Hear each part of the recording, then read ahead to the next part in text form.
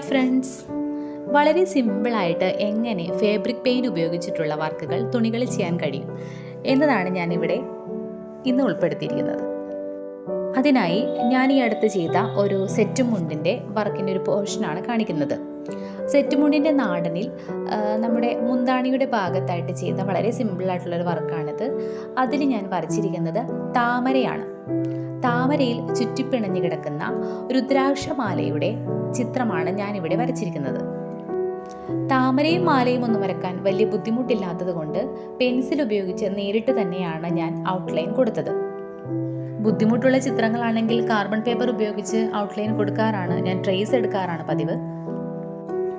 Outline കൊടുക്കാനായി ഞാൻ red കളറിലുള്ള പെയിൻ്റാണ് use ചെയ്തിരിക്കുന്നത്.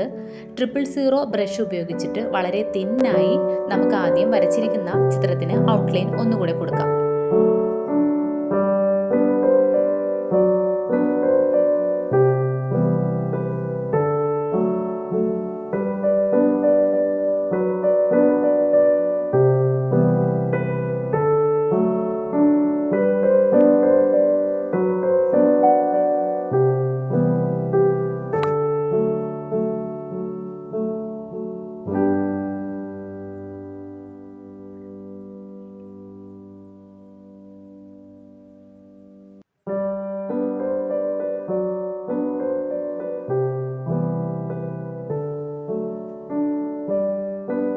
അപ്പോൾ നമുക്കിനി കളർ ഫില്ല് ചെയ്യാം. ഞാൻ അതിന് വേണ്ടിയിട്ട് റെഡ് കളർ എടുത്ത്, അതായത് നമ്മുടെ ക്രിംസൺ റെഡാണ് എടുത്തിരിക്കുന്നത്.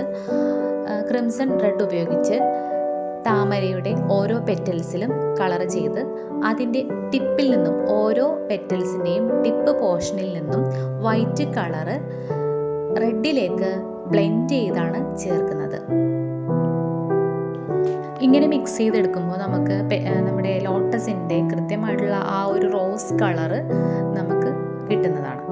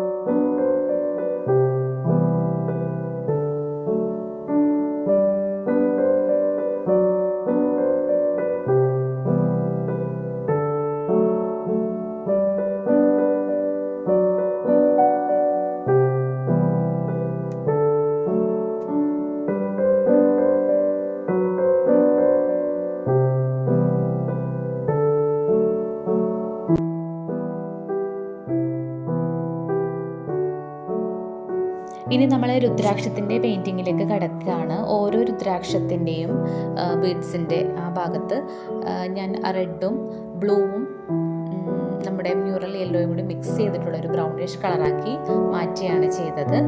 അത് വെച്ചിട്ടാണ് ഫില്ല് ചെയ്യുന്നത്.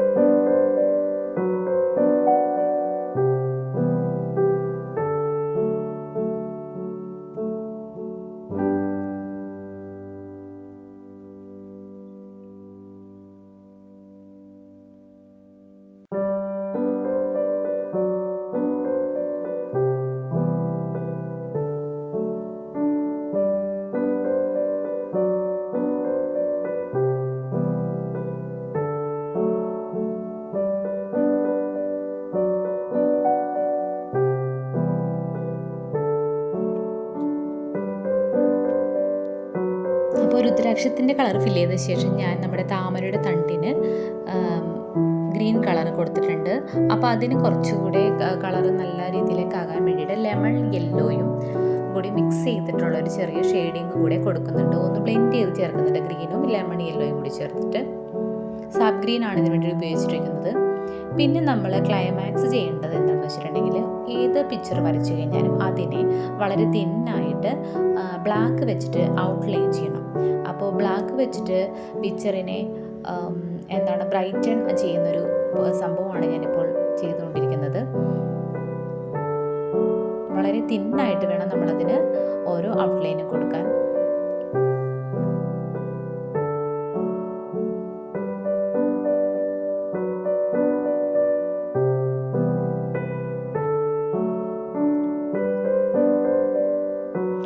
രുദ്രാക്ഷമാലയ്ക്ക് ഒരു പ്രത്യേകം ഭംഗി കൊടുക്കാൻ വേണ്ടിയിട്ട് നമ്മൾ വൈറ്റ് വെച്ചിട്ട് ചെറിയൊരു ഡോട്ട്സും കൂടി കൊടുക്കുന്നുണ്ട്. അപ്പോൾ അതിന് ആ ഒരു ഒറിജിനാലിറ്റിയും കൂടി ഫീൽ ചെയ്യാൻ വേണ്ടിയിട്ടാണ് അങ്ങനെ ചെയ്യുന്നത്. പിന്നെ ബാക്കിയുള്ള ഭാഗങ്ങളിൽ പ്രൊജക്ഷൻ നമ്മളുടെ ആ ഒരു ബ്രൈറ്റ്നെസ് കാണിക്കാൻ വേണ്ടിയിട്ട് വൈറ്റ് വെച്ചിട്ടുള്ള ഷെയ്ഡിങ്സും ഒന്നുകൂടിയൊക്കെ ഒന്ന് കൊടുത്ത് അതിനെ ഒന്ന് പെർഫെക്റ്റ് ആക്കുന്നുണ്ട്. നമുക്ക് ഓരോ പ്രാവശ്യവും വരച്ച് കഴിഞ്ഞാലും വീണ്ടും വീണ്ടും എന്തൊക്കെയോ കുറവുകളുണ്ട് എന്നിങ്ങനെ തോന്നിക്കൊണ്ടിരിക്കും. അപ്പോൾ ആ രീതിയിൽ ഒന്നും കൂടിയൊക്കെ ഒന്ന് ടച്ചപ്പൊക്കെ ചെയ്ത് ലാസ്റ്റ് പെർഫെക്ഷൻ വരുന്നത് വരെ നമുക്കൊരു സമാധാനം ഉണ്ടാവില്ല. അപ്പോൾ ഏതായാലും അതൊക്കെ ചെയ്യുമ്പോൾ ഓരോരുത്തരുടെ ഇഷ്ടം അനുസരിച്ച് ചെയ്യാവുന്നതാണ്.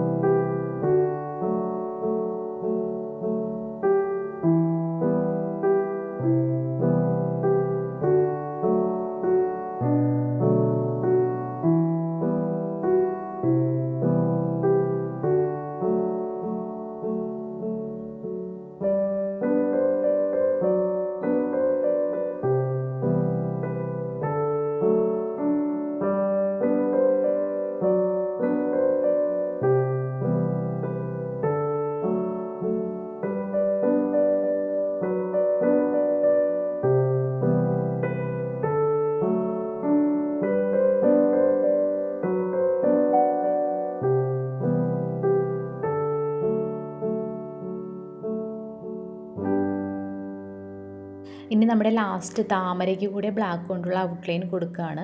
എങ്കിൽ മാത്രമേ നമ്മുടെ പിക്ചർ കംപ്ലീറ്റ് ആവുള്ളൂ. അപ്പോൾ ഇതാണ് നമ്മുടെ ലാസ്റ്റ് ഔട്ട്ലുക്ക് എന്ന് പറയുന്നത്. എങ്ങനെയുണ്ട്? ഇഷ്ടപ്പെട്ടോ എല്ലാവർക്കും? അപ്പോൾ എല്ലാവരും ചെയ്യാൻ നോക്കുക. വളരെ സിമ്പിളായിട്ട് ചെയ്യാൻ പറ്റുന്ന കാര്യമാണത്. വ്യത്യസ്തമായിട്ട് വർക്കുകൾ ചെയ്യാൻ താല്പര്യമുള്ളവർക്ക് എന്നെ കോൺടാക്റ്റ് ചെയ്താൽ ഞാൻ നിങ്ങളുടെ ഇഷ്ടാനുസരണം വർക്ക് ചെയ്ത് ഡ്രസ്സിൽ തരുന്നതായിരിക്കും. ഞാൻ തന്നെ ഡ്രസ്സ് എടുത്ത് അതിൽ വർക്ക് ചെയ്തിട്ട് കൊറിയർ ചെയ്യുന്നതായിരിക്കും. അപ്പോൾ താങ്ക് യു ഫോർ വാച്ചിങ്.